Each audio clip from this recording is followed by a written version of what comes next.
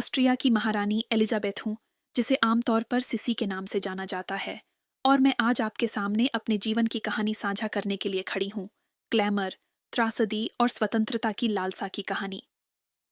24 दिसंबर 1837 को म्यूनिख में जन्मी मैं बवेरिया में ड्यूक मैक्सिमिलियन जोसेफ और बवेरिया की राजकुमारी लुडोविका की बेटी थी। मुझे नहीं पता था कि मैं एक दिन ऑस्ट्रिया की महारानी बनूंगी और यूरोपीय इतिहास पर एक स्थायी छाप छोड़ूंगी। छोटी उम्र से ही मैं अपनी सुंदरता के लिए जानी जाती थी, जिसके कारण मुझे फेरी क्वीन उपनाम मिला। मैंने 16 साल की उम्र में ऑस्ट्रिया के सम्राट फ्रांज जोसेफ से शादी की और मेरे जीवन में एक अप्रत्याशित मोड़ आया। मेरे बारे में एक कम झात तथ्य यह है कि मुझे सख्त और औपचारिक हैब्सबर्ग अदालत में अनुकूलन करने के लिए संघर्ष करना पड़ा, जहां मुझे कठोर परंपराओं और महारानी के रूप में एक मांग वाली भूमिका का सामना करना पड़ा। मेरे जीवन के सबसे महत्वपूर्ण क्षणों में से एक 1867 में ऑस्ट्रिया की महारानी और हंगरी की रानी के रूप में मेरा राज्याभिषेक था। यह घटना एक महत्वपूर्ण मोड़ साबित हुई, क्योंकि अंततः मुझे अधिक स्वतंत्रता और उद्देश्य की भावना प्राप्त हुई।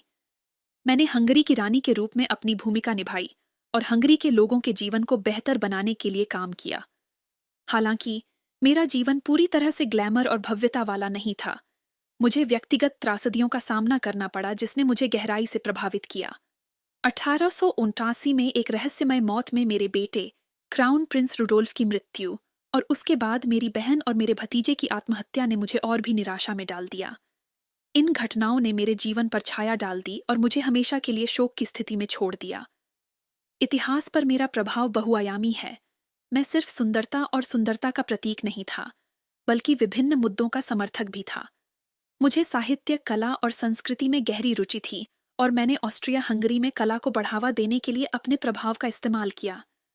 मुझे पशु कल्याण का भी शौक था और मैंने जानवरों के साथ मानवीय व्यवहार की वकालत करने में भी भूमिका निभाई।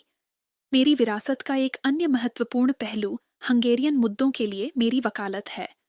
मैंने ऑस्ट्रो हंगेरियन साम्राज्य के भीतर अधिक स्वायत्तता के लिए हंगरी की बोली का सक्रिय रूप से समर्थन किया और मेरे प्रयासों ने 1866 के समझौते में योगदान दिया, जिसने ऑस्ट्रिया हंगरी की दोहरी राजशाही की स्थापना की। इस महत्वपूर्ण राजनीतिक परिवर्तन ने हंगरी और हैब्सबर्ग साम्राज्य के साथ उसके संबंधों के लिए एक नए युग की शुरुआत की। अपने बाद के वर्षों में मैं तेजी से एकांत प्रिय हो गया। यात्रा और एकांत में आराम की तलाश करने लगा। आजादी के लिए मेरी चाहत और राजसत्ता की बाधाओं के साथ मेरा संघर्ष मेरे जीवन का एक निर्णायक विषय बन गया। दुखद रूप से मेरे जीवन का समय से पहले अंत हो गया जब 1898 में जिनेवा की यात्रा के दौरान एक इतालवी अराजकतावादी द्वारा मेरी हत्या कर दी गई।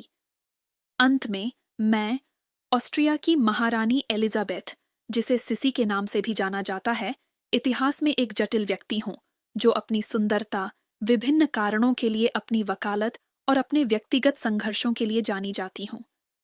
मेरा जीवन एक अनुस्मारक के रूप में कार्य करता है कि जिन लोगों के पास यह सब कुछ है, वे भी स्वतंत्रता के लिए गहरी पीड़ा और लालसा का अनुभव कर सकते हैं। ऑस्ट्रिया हंगरी के राजनीतिक परिदृश्य पर मेरा प्रभाव और हंगरी के मुद्दों के लिए मेरा समर्थन मेरी विरासत के स्थायी पहलू हैं।